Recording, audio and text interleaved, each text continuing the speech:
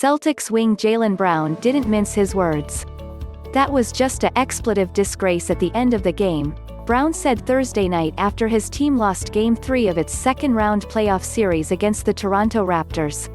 "That was just terrible. No way we should have lost that game."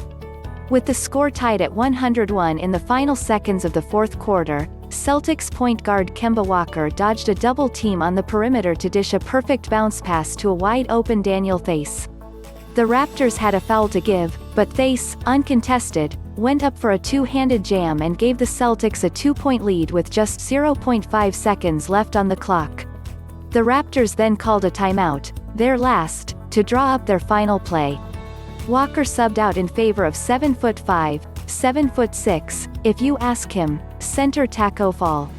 That length was not enough to impede Raptors point guard Kyle Lowry from sailing an inbound pass right into the hands of OG Anunoby, who fired off a three-pointer at the buzzer to win the game.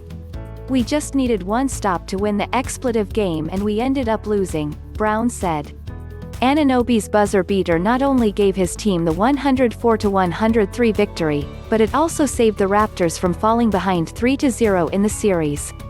No team has overcome that deficit in NBA history. While he acknowledged there was no question the Celtics could have defended Toronto's final play better, coach Brad Stevens credited Lowry for executing such a difficult pass and Anunoby for sinking the shot, given the circumstances. "The ability to make that shot under a little bit of duress with 0.5 seconds remaining and Lowry's ability to deliver that pass over Tacko from that distance, it's not an easy thing to do," Stevens said. Brown, who ended up contesting Anunoby's shot, ultimately took responsibility. "Just me being 4 years in, I got to be better," he said. "Can't give up a three at the end of the game. They made a remarkable shot, still. But it's a expletive disgrace. It's terrible. There's no excuse for it at all.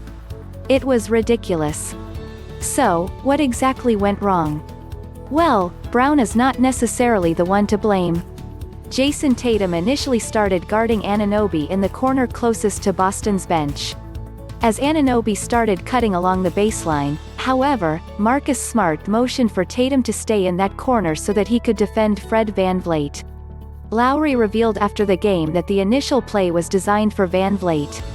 Meanwhile, Anunoby, unaccounted for, managed to sneak across the baseline to the opposite corner.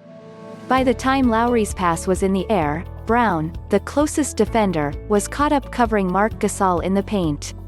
Once Brown realized where the ball was headed, he sprinted to Anunoby and jumped with his hand up to offer his best contest, but it was too late.